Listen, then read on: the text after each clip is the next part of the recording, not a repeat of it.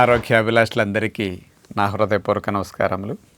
మన శరీరానికి పిండి పదార్థాలు తక్షణ శక్తిని ఇవ్వటానికి ఉపయోగపడే మొట్టమొదటి ఇంధనం. పిండి పదార్థాలంటే అన్నము, పిండి, రవ్వ, ధాన్యాల ద్వారా చేసుకునే వాటిని ఎక్కువగా పిండి పదార్థాలు ఉంటాయి కాబట్టి అట్లా మనం అందిస్తూ ఉంటాం.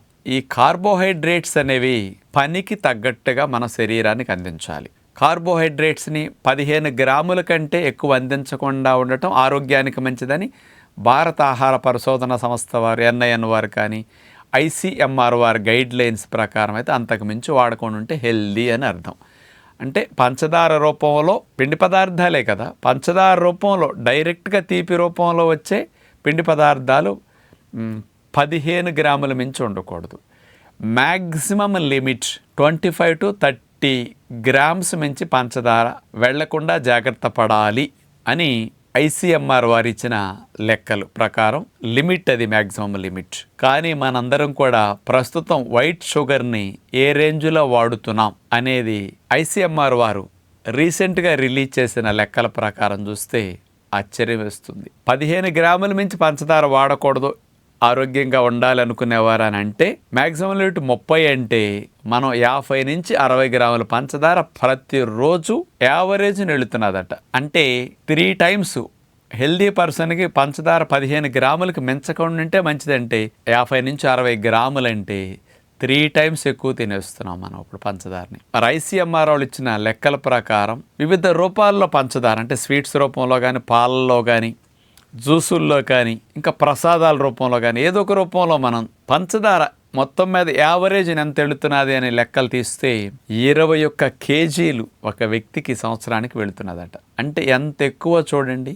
లెక్క ప్రకారం మ్యాక్సిమం లిమిట్ 9 kgs దాటకూడదని ఉంది ఇండియన్ గవర్నమెంట్ వారి రికమెండేషన్స్ ప్రకారం. 9 kgs అంటే 21 kgs వాడుతున్నాం.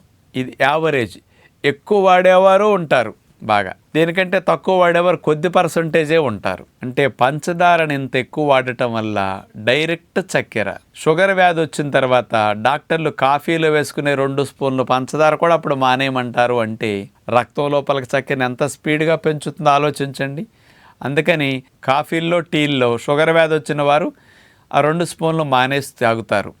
మరి మిగతా వారందరండి షుగర్ వ్యాధి వచ్చే వరకు కాఫీ, టీల్లో కూడా రోజుకి 5-6 సార్లు తాగుతారు. 5-6 స్పూన్లు, 10 స్పూన్లు ఇక్కడ వెళ్ళిపోతుంటాయి. ఇంకా ఐస్ క్రీములు, కూల్ డ్రింకులు, చాక్లెట్లు, బిస్కెట్స్, కేకులు, జాములు, స్వీట్స్, ఇట్లా ఎన్ని రూపాల్లో జ్యూసుల్లోను, పాలల్లోను ఇట్లా వేసుకునేదంతా తీసుకుంటే ఎంత పంచదార వెళ్ళిపోతున్నది. పంచదార వైట్ పాయిజన్ అంటారు కదా, దాన్ని నిదానంగా శరీరానికి హాని కలిగిస్తుంది. సడన్గా ప్రాణం ఏం తీయదు, నిదానంగా ఇబ్బంది కలిగిస్తుంది.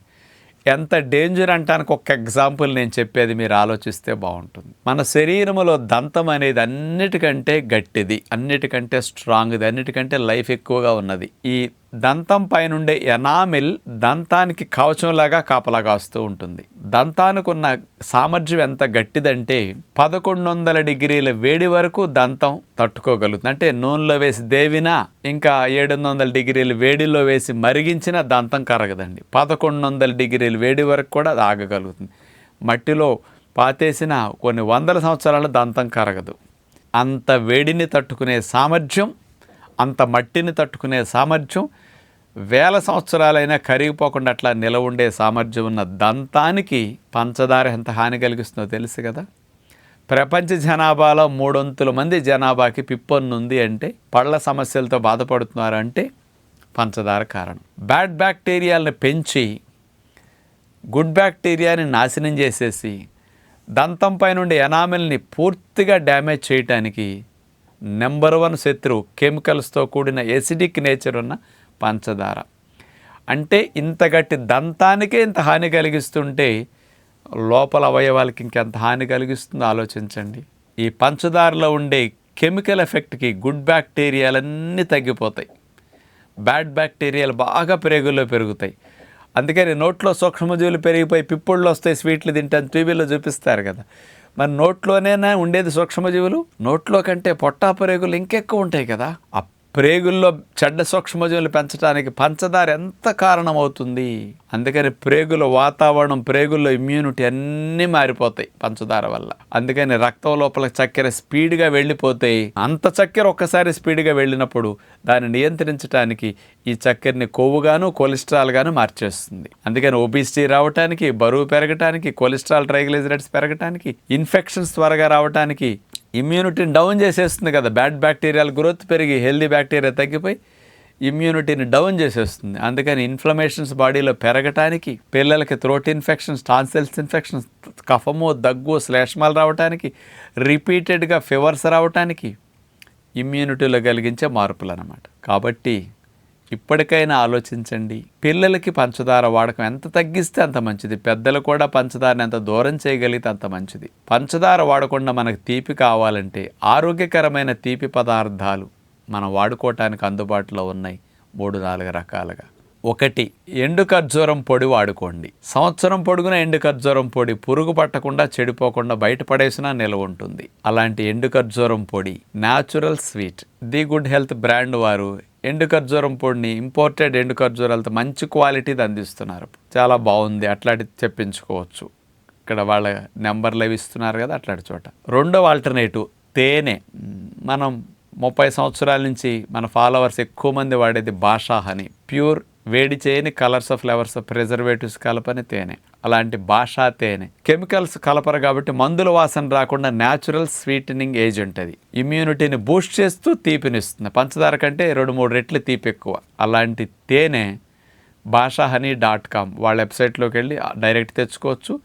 కావాలంటే 8142762222 భాషా తేనె కావాలంటే ఇట్లా సంప్రదించని తెప్పించుకోవచ్చు. 2 రకాల ఆల్టర్నేటివ్లు. 3వది పండు ఖర్జూరం. ఈ పండు ఖర్జూరం గింజ తీసేసి పేస్ట్ చేసుకుని ఫ్రిడ్జ్లో పెట్టుకుని కాస్త అన్నిట్లో జ్యూసుల్లోనూ, స్వీట్లోనూ, వంటల్లోనూ వాడుకోండి. న్యాచురల్ స్వీట్, దీనికి నష్టమేమీ ఉండదు. మీరు ఏ క్వాలిటీ పండు ఖర్జూరాన్ని కొని వాడుకోవచ్చు ఇక్కడ. 4వది చెరుకు పానకం. చెరుకు రసం 1 లీటర్ 2 లీటర్లు తెచ్చి ఇంట్లో మరిగించుకోండి. అర లీటర్ అయ్యే వరకు మరిగించేసి దాన్ని ఫ్రిడ్జ్లో పెట్టేసుకోండి. అన్నిట్లో చెరుకు పానకం వేసుకోండి.